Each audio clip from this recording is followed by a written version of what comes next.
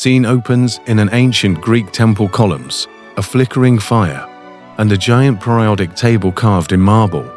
Narrator cheerfully dramatic.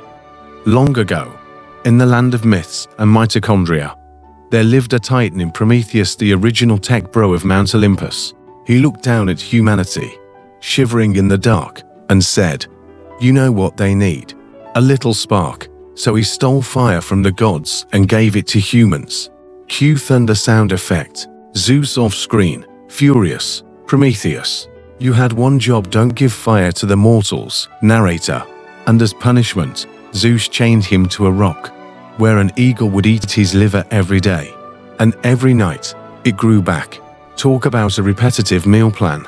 But in the 20th century, scientists found a way to honor Prometheus and his questionable life choices by naming a brand new element after him, Promethium. Scene 2. Discovery drama. Narrate in a 1940s radio announcer voice.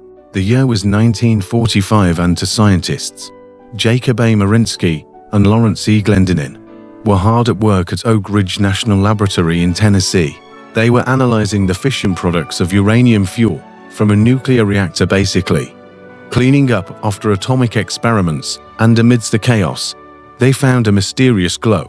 Glendinning, peering into a sample tube. Marinsky, old sport. I think we've found something new. Marinsky, indeed. And it's radioactive. I haven't seen this much energy since Prometheus stole fire. Glendinning, then it's settled. We'll call it Promethium. Narrator, which, let's be honest, is pretty poetic, because just like Prometheus stolen fire, Promethium glows and radiates energy, except instead of warming humans, it powers nuclear batteries and glow-in-the-dark instruments. Scene 3. What does Promethium actually do? Cut to a modern science lab. A beaker labeled PM sits next to a glowing watch dial. Narrator, Promethium is element number 61, and it's one of the rarest elements in the Earth's crust, so rare that most of it doesn't even exist naturally for long. It's radioactive and constantly decays into other elements.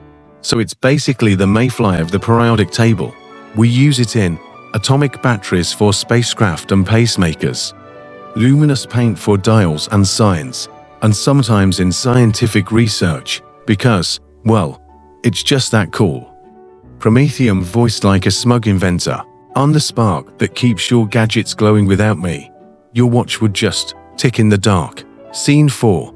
The mythical comparison. Back to Mount Olympus. Prometheus and Sisyphus sit on rocks, complaining. Prometheus, so, Sisyphus, how's eternal rock pushing going? Sisyphus, it's an uphill battle, literally. You, Prometheus, same old bird buffet every afternoon. Promethium popping in, glowing faintly. Gentlemen, I feel your pain. At least you to stay put. I keep breaking down into samarium and neodymium every few years. Sisyphus, that sounds exhausting. Prometheus, which is worse? You think having your liver eaten every day, or rolling the same rock forever? Promethium, neither. Try being so unstable you literally can't exist for more than a few years without falling apart. Sisyphus, touche. Glowing 1, touche. Scene 5. The fiery finale. Narrator, so, whether it's Prometheus' eternal liver brunch, Sisyphus' doomed fitness routine, or Promethium's short-lived radioactive sparkle, one thing's for sure, some punishments last forever, but great names last longer. Promethium smiling, I may fade fast, but at least I shine bright while I'm here. Promethium glows dramatically. Cue heroic music. Narrator, Promethium element 61. Proof that even in science, stealing fire from the gods can still light up your world, just with a little extra radiation.